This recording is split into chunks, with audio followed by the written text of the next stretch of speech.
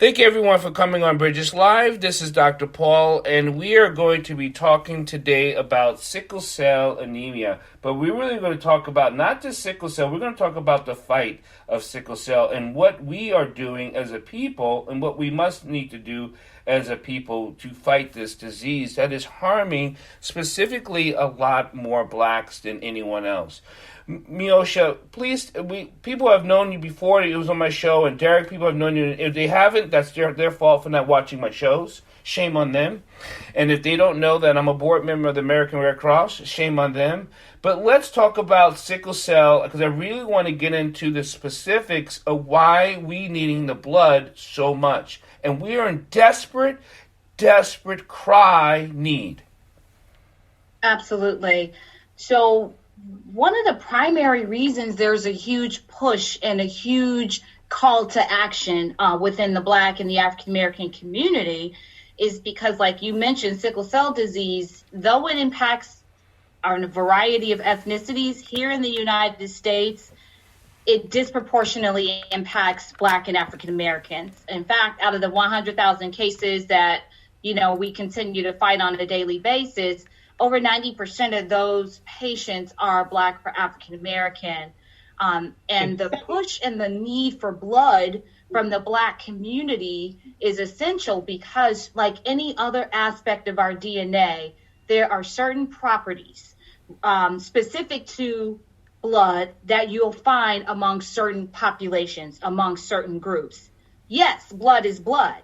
People ask me that all the time. They're saying, well, are you saying all of our blood is not the same? Well, hey, all of our DNA coding is not the same either. And blood is the same way. I can't give a patient that's A positive, B negative blood. And that's something people blood got. Is blood, right? Yeah, but right. Those characteristics matter. And the characteristics that are critical for patients living with and battling sickle cell are going to be the antigen negative, big C, big E, and big K, which you can only find in the Black and the African American community in the combination that's required for optimal treatment for patients with sickle cell disease. And so so explain that difference. You hit it on a little bit, but when we talk about the antigens that's in the blood, and blood isn't just blood, and why we need African American blood, we need a lot more people, minorities, to donate, because it's very specific when the blood is given to people with sickle cell disease. Exactly. And that's part of the matching that we do. And I have spent several hours in our immunohematology reference lab. We call it the IRL. I see the orders come over probably on an hourly basis from our hospital partners that are requiring not just a certain blood type, but very specific antigens. And there's over 600 antigens in blood. And out of that, there's some aspects that are only found in the Black and the African American, as well as the Latino population. So we need that blood in the blood pool so that we can better provide those units of blood, so that we can give a more properly matched version of that unit versus our general universal blood type. That's just going to lead to further complications, and that's not what we want to do.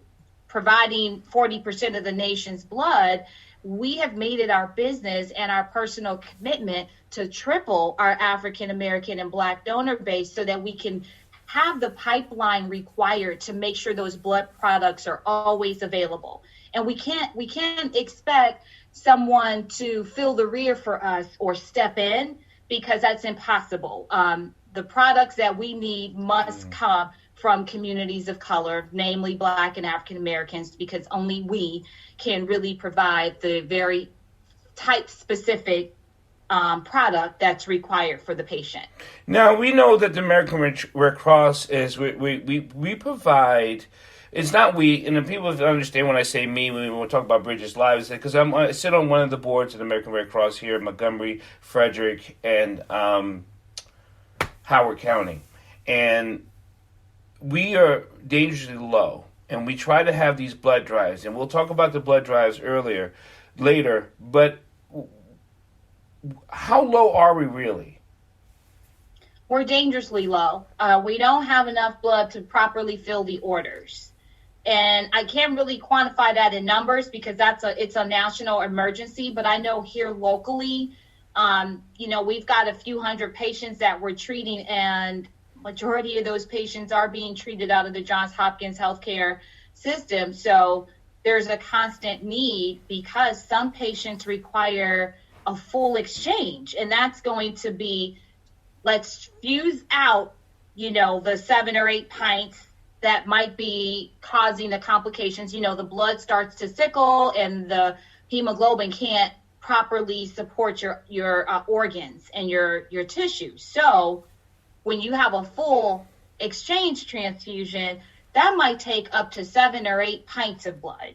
And it all really should be of the same blood type and the specifics to the blood. So when you have patients requiring multiple units, throughout their course of treatment, it's imperative that we keep that blood going because the blood supply should match the population. And it does. We should contribute in such a way that we know, even if you don't need it, I don't need it, we know that there's somebody walking with our same blood journey, our blood history, that needs that blood. Now, Derek, you started the foundation, the Sickle Cell Foundation, and you work with a lot of patients yourself. You want to talk about, what you are dealing with, because you actually have children that have sickle cell also. Yeah, that's correct. We have 2 boys with sickle cell disease. Thankfully, they are not transfusion dependent, although my youngest son had to do hip surgery for a complication of sickle cell avascular necrosis, and he had to get a couple of infusions before and after the surgery. And so, but I know, yes, I know a lot of patients who are transfusion dependent, who require regular transfusions for a number of reasons. Some are to, reduce the risk of stroke, especially in the pediatric population. I mentioned the last time we were on, Dr. Paul, that, there's this test called a Transcranial Doppler that's done in very small children. And if the blood flow in the brain is indicating that they're at high risk for stroke, then they have to be on transfusions. And sometimes if they've had a stroke, they're in transfusions lifelong. And so that's something and then there are other patients who have several crises, and the only thing that helps them is a blood transfusion because, they're getting blood that has hemoglobin A, normal non-sickling blood cells, as opposed to the sickling blood cells. And so that makes them feel better. It doesn't last forever, but it certainly is a known therapy. So it's a critical need for the sickle cell population. Now, I know we have James. Can you hear me, James? Yes, sir. Okay, thank you for coming on. Now, James, I really want you to tell your story because it means a lot that you're able to be with us and you're still here with us and you're still fighting to be here with us. So please tell your story, James. Where do you want me to start off? My story as in how do you want me to start off? Well, we have the story of you because you get transfusions now. And when did you find out and how and when you recognized that you were sick? I think James froze a little bit. So how long have you known James, Derek? I've known James for about 6-7 years, maybe. Hello? Yeah. Okay. Oh, you're back, James. You're back. Hello? Can y'all hear me? We can hear you now. Yeah. Yeah, my phone had my outside. I had to come out front because my the service is where I'm at is kind of bad. But can you hear me though? Yes, sir.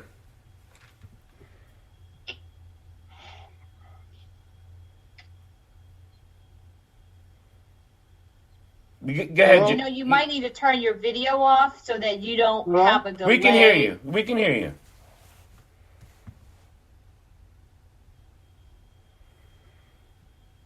James, if you can hear us, you might want to the other thing you can do, James, is just call in. If you have the call-in number, then you can just call in and talk, and then the video won't interrupt. Yeah. So you were saying, you guys... Yeah, so it sounds like James talked. James, has become much more active as an advocate. He actually, approached us and said, he really wants to get more involved. And, he has been very helpful in talking to young folks just about, sickle cell. And he has a story that I would really want him to tell himself. Because I think one of the things with blood transfusions, it's one thing to get the blood, but it's not an uncomplicated therapy, right? So you don't just get the blood and walk away. So the more times, for example, one of the most common side effects of that is what we call iron overload, because as you get more blood, you're building up iron, and you constantly have to be taking that iron out. And so, James, can you hear us? Are you back? I'm back. I apologize. I'm back. I'm fully back. So yeah, I was just telling them, James, that when we met, that you've wanted to really tell your story and just become more of an advocate. And I, nobody can tell their personal story like themselves. Right. So I was just saying that blood transfusions, it's one thing to get the blood, but it's not without complications. It's not just an easy therapy that you just walk in and walk out. So,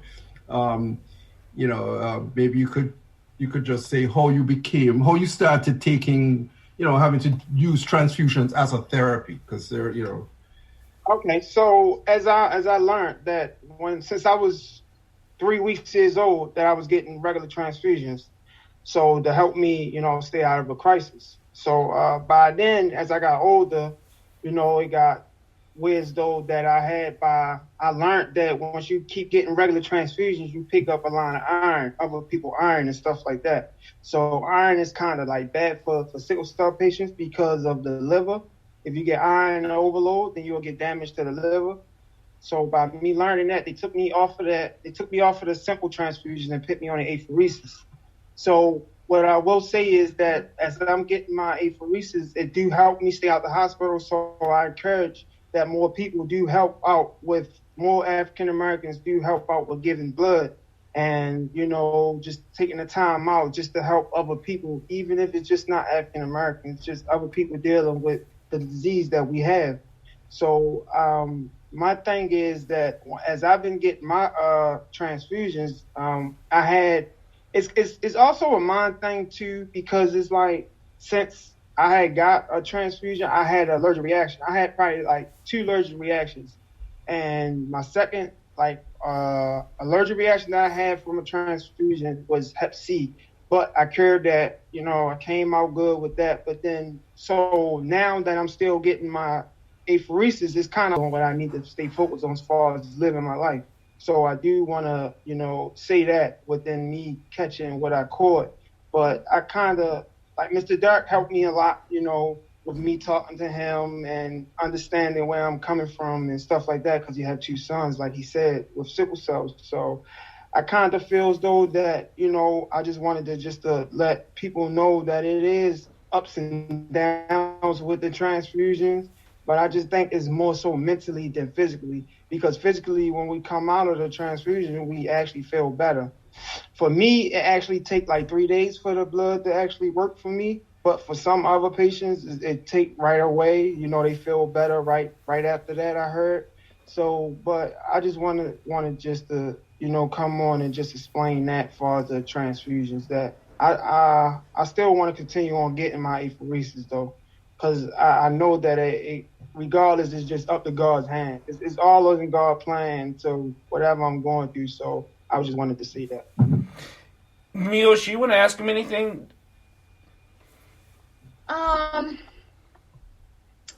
I guess, have you ever found yourself in a situation where there was no blood available and your treatment was delayed? Yes, ma'am. And that actually sent me into the ultimate crisis, where I had acute chest syndrome, and with acute chest syndrome, that just feels like something like a heart attack or something like that, or you get fevers, it's just real bad with your body lock up on you, stuff like that. But then once I actually got my transfusion, it actually helped me. So yes, I did. I had a couple delays, and it's kind of disappointing because it feels though that people do try to help, but I learned that it's more so Caucasian people that give away blood than African Americans, and it's kind of like hurtful for real, because if people like have people that's going through something, as far as African Americans, you know, we all go through things regardless. And I just feel as though that we just need to be more with each other to help each other out, because we all we got actually.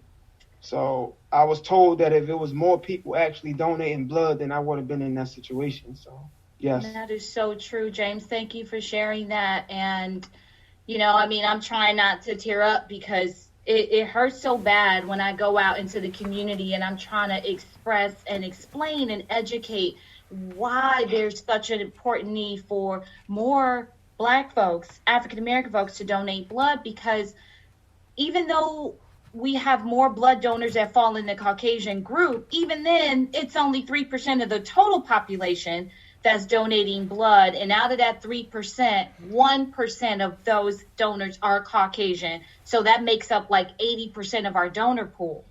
However, they're not the only ones in need of blood. So we just want as an organization, as the American Red Cross, to help usher in a culture shift. Our goal is to hopefully drive into the community why this isn't just about, you know, well, it's not hurting me, I don't have a family member. Well, we're all in this together, because nobody ever plans on needing blood, and nobody knows when a family member is going to need blood. But most importantly, like you said, James, it's just to help other people. Not only are you giving back to the community, but you play a very special role in the ability to help this very unique group of patients that's going to rely on transfusions probably longer than a cancer patient or that patient that's coming in to get a kidney transplant. Those are procedural related, whereas we know blood transfusions, that's not the cure or that's not the answer, but it's an option for treatment. And it's one of the most readily available treatments when you're talking about things like drug therapy and crisis, because I know sickle cell patients that they're so distraught and traumatized by the way the medical community receives them as just, oh, how are you in pain again? They question their pain threshold, and it keeps people from staying on track with treatment, because now they've got to justify why they need this relief immediately. And I think that's why it needs to be a culture shift. Healthcare professionals need to do a better job.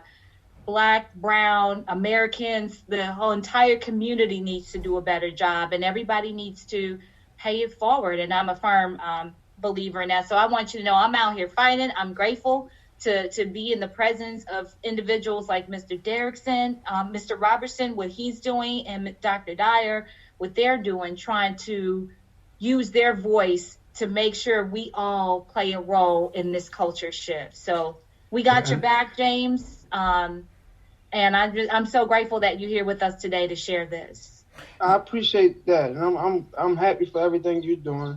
I was told a little something about you, so I'm happy for what you've done too. So I appreciate that. We need more people like you. You know, like we all in, like you say, we all in it together, and it's like I actually understand that now. Like at first, you know, I just, like you say, some people, I wasn't on track for my health care. I wasn't, because it was like, why go to the hospital if I'm gonna get treated like that? So I definitely understand. But as if we gotta live, we all gotta do it together. So I get it. I appreciate your help too. And I just want to say with the Red Cross, I think one of the things that's important and Dr. Paul, I really thank you for giving James, you know, a voice, because messaging is important.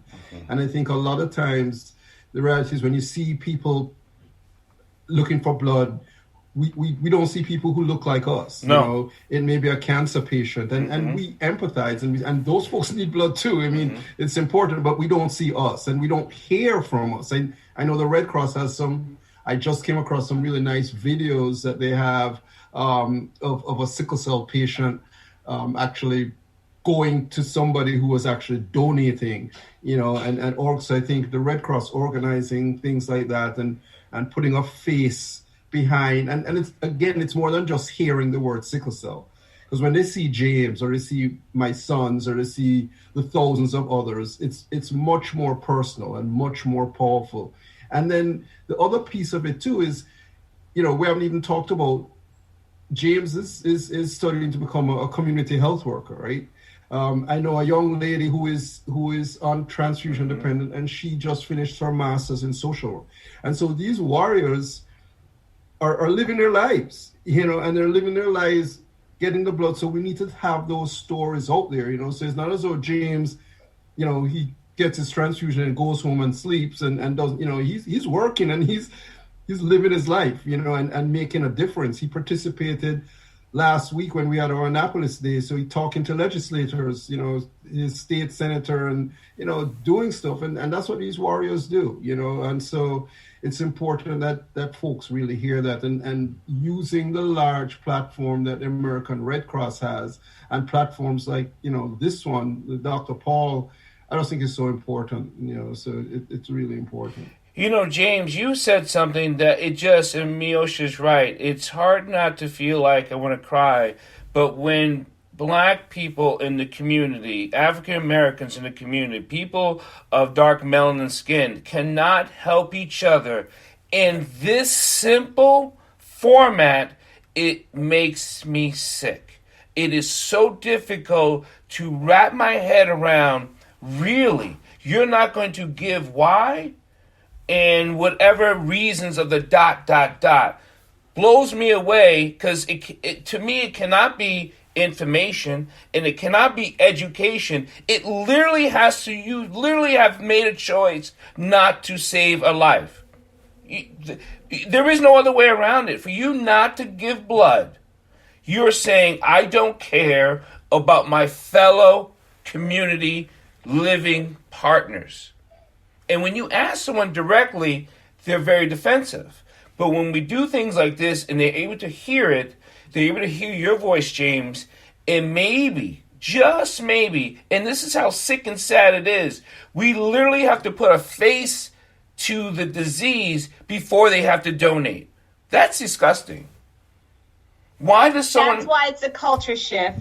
Yeah. It's going to be a process, and there's a lot of historical trauma that's contributed to our hesitancy to do these kind of things. And we understand that. And we just want to use every platform we can to educate the community, inspire these folks that haven't really thought about donating, because maybe they haven't really thought about it to the degree of where we need them thinking about it. So partnerships are crucial, and that's why we're working with organizations like the 100 Black Men and the Maryland Sickle Cell Disease Association, and our faith-based community partners like St. John Baptist Church, which is hosting the first blood drive behind this initiative on April 9th. So I think the more we bring these opportunities to the community, the more likely we are to see more people saying, okay, well, let me give this a try. Let me see, my pastor's encouraging me, my church family is encouraging me, and people that I look up to are encouraging me. But as an organization, as large as we are, we cannot do it alone. We are counting on the Black and African American leaders of the community to help leverage their platforms so that we can really communicate and amplify the need, because this is not going anywhere. So we need to do what we can right now. Like you said, Dr. Paul, it's less than an hour of your time, and nobody loves needles. Tell that 5 or 6 year old child that you're afraid of needles that's going into the hospital to deal with multiple needles. It seems kind of ridiculous when you compare those two. Yeah, but we get it. You touched on, I'll just give a quick anecdote. When my son was about 6, maybe younger, maybe 5 or 6, and they were getting ready to put his IV in, and the nurse was calling like 4 different nurses because they were all ready to have to hold him to do this thing. And we just looked at them like, what are you doing? This is like his 10,000th needle stick. It's like he couldn't care less. He just put his hand out and got his IV, end of story. But I was going to ask him, Yosha, does the Red Cross have a video on like what happens to the blood from when it leaves, that bag, and it, where does it go? Because I think that's something, I know folks have asked me that, there's something about your blood, it's like you're taking, whether it's just anecdotally or just in language, it's like, I give my blood, sweat, and tears, so it's like your blood, it's like, and so it's like, you see this bag of blood there, what happens to it? How does it end up with James, That's right. getting a life-saving transfusion? That's a great question, and a great point. And to answer your question, we do. We have a really quick and user-friendly, just super easy to understand video that really talks about from donation to transfusion. So you get to see the entire process from the moment that blood is drawn. It's tagged with very unique information attached to the donor. And so if folks have access to download the app, they get told every step of the way from the moment that blood was processed to the down to which hospital is transfusing that unit right there in real time. But if they don't have an app, that's fine, as long as they have an email.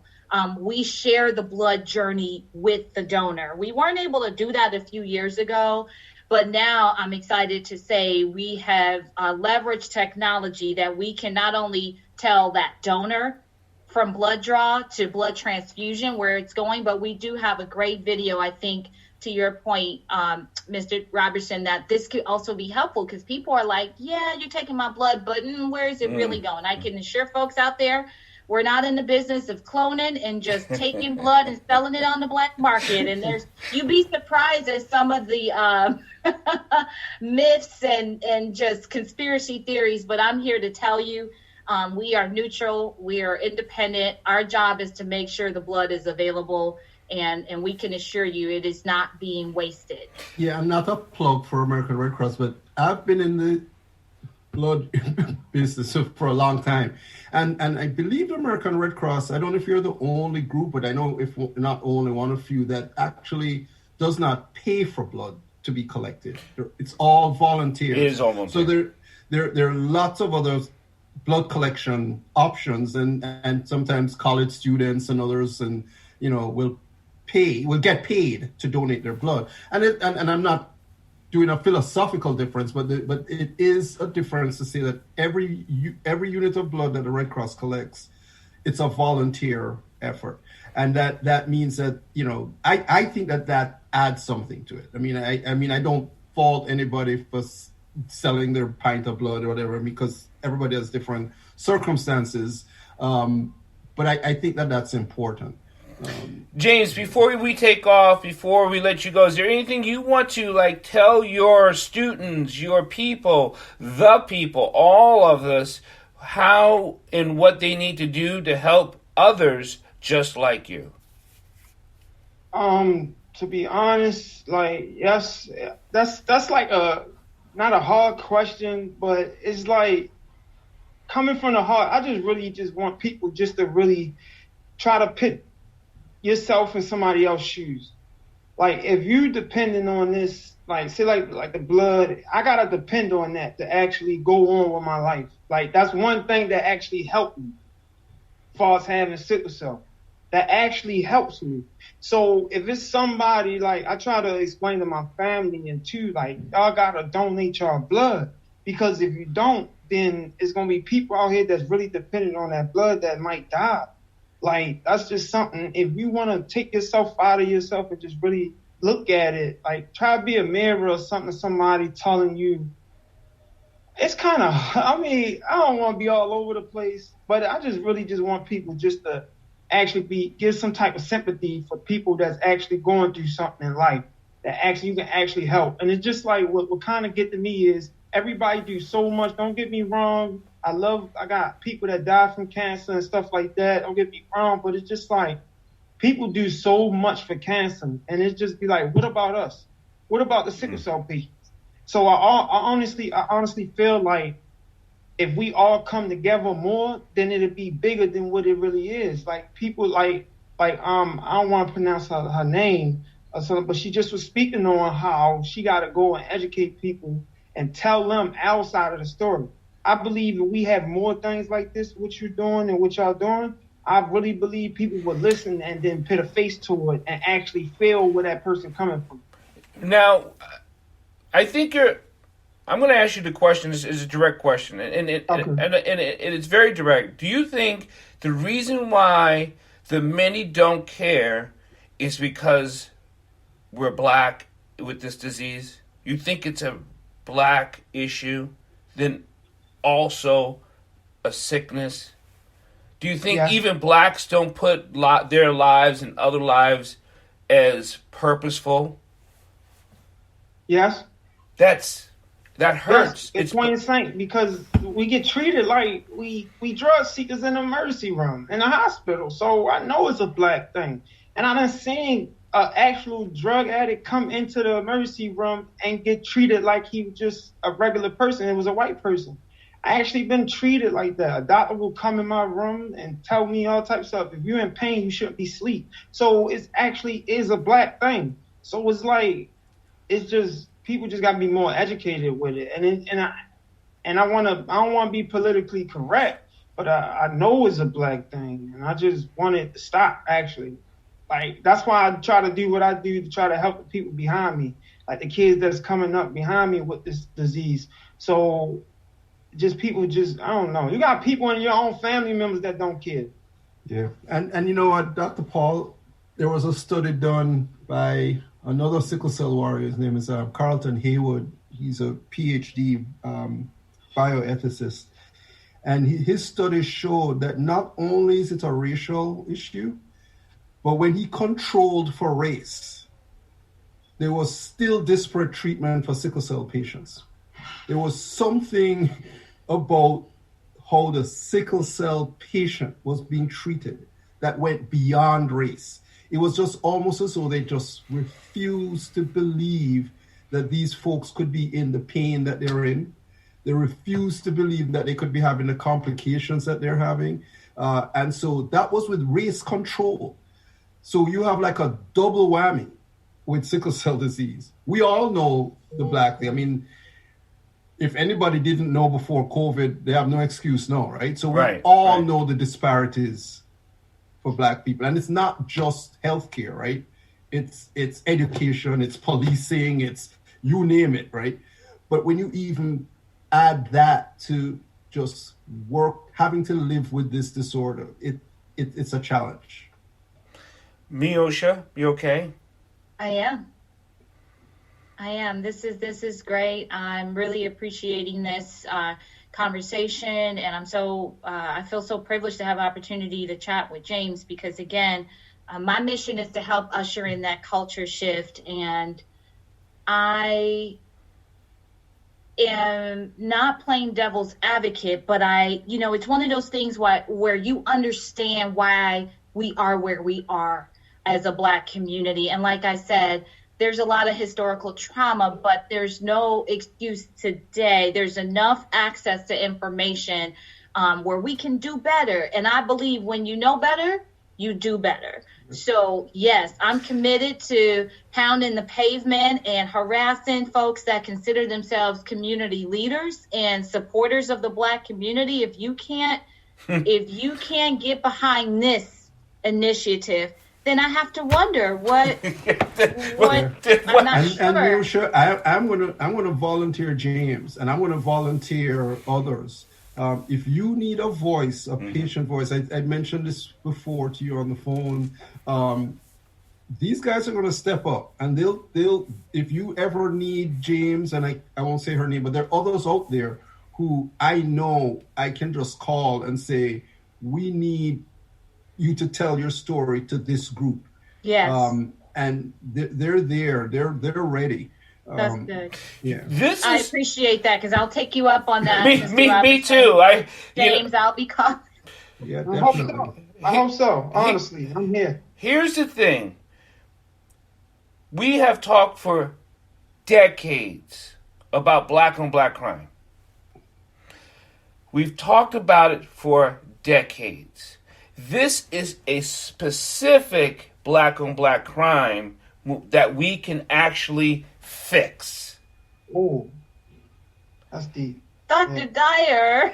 That hit home. You're taking it to a whole nother level. I mean, I understand what you're saying about the Black on Black, but and I think it's important to preface that with the fact, for those that don't know, the sickle gene, the mutation, if you will, this goes all the way back thousands of years to Africa when it was first discovered about 5,000 years ago. And then it showed up again 3,000 years ago in India. And so again, this mutation is protection in malaria-ridden zones, and that's why you get that sickled cell in the first place. And so many of us that are descendants of Africa, we still carry that history in our blood, and a lot of us don't know that. So I think I personally cannot say it's a black on black crime, but what I can say is when you know better, you do better. Right. And I have faith in the Black community, because if we can't step up and protect and uplift our own community, we really can expect somebody to take the lead on that. And so it's going to take some effort, and it's going to take leaders like you all on this call to just stay at it, and we won't let up. We're committed, you know, here. We're not giving up. No. And the reason why I wanted James to come on and you could hear it for yourself, James will always talk from the heart. James is not going to, he's going to tell his truth, you know, and I've seen the difference. He gave a talk once to some nurses at University of Maryland, and that had a huge impact just in terms of how they were going to treat patients, you know. So sometimes you just need somebody who's just going to tell their truth, you know, just tell their truth. It's true. I think telling that truth is imperative, and getting healthcare providers outside of that setting so that they can hear it from a patient when they're not in a crisis is important, because the disparities are not just with the lack of Black and African American and Latino blood donors, but there's issues within the healthcare arena that we as an organ, that's beyond us, but we want to make sure the blood is there. Right. But I know that these conversations are taking place across the spectrum. I've participated in several health fairs and forums where sickle cell disease is always a topic when we're talking about disparities in the Black community. And so in order to really address that, you're going to have to, kind of take it step by step, and it's going to involve, that outreach part and that educating folks. Otherwise, they really won't know, and they won't feel compelled to contribute to the community in this kind of way. But it starts with us. I can't go to one of my brown or Caucasian brothers or sisters for this need, because there's only so much of those properties they have. Right. And that's where those allergic reactions in your body builds up antibodies against certain blood donors after a while. So we have to do what's right, because we're part of this population, and we want our communities to thrive. We want members of the community like James to have a high quality of life, because it's possible for us to do the most we can, which is, we're not asking you. I can't even imagine having a conversation behind some other, things where people are waiting on organs and other transplants. We're asking for blood. Right. Something that your body is going to replenish in a few hours. And it's only going to take less than an hour of a person's time to make a huge impact on a person's life. Now, for those of you who listen out of state, in state, and around the world, you can find a place where you can donate your blood. You can contact the local American Red Cross and find out where a donation station is. It is that easy. If you can call for pizza and Domino's, you can call and find out where the damn blood drive is and go donate. So don't give me, I never knew where it was. That is, I literally don't know where Domino is, but if I pick up my phone and say, Siri, find me Domino's, it'd be like, blah, blah, blah. You could do that with donating blood. It is really that simple. James will give you the last word before we take out of here. Yeah, I want to back off of that, piggyback off of what you just said. Yes, I just want people to just more donate, because it's actually saving lives out here. So just donate more and just have a heart. Like, everybody got a heart. You got to feel some type of sympathy for somebody. So just have a heart. That's it. People really trying to live their life out here, and it's really just our sickness that's just stopping us. So just have a heart. That's all I can say. James, we'll talk more off air, but I'll let everybody know. Thank you for listening to Bridges Live. I'm Dr. Paul, and we'll continue to have more shows about sickle cell. We'll continue to have people on like James and Derek and Miosha, because we're passionate about getting the information, the education, and the understanding out there so you can put yourself into an action to do. That's it. We give you the information. You understand the information. Now it's time for you to act upon it. Thank you, and everybody, God bless. And you guys stay on. I'll talk to you guys later. And everyone have a great evening.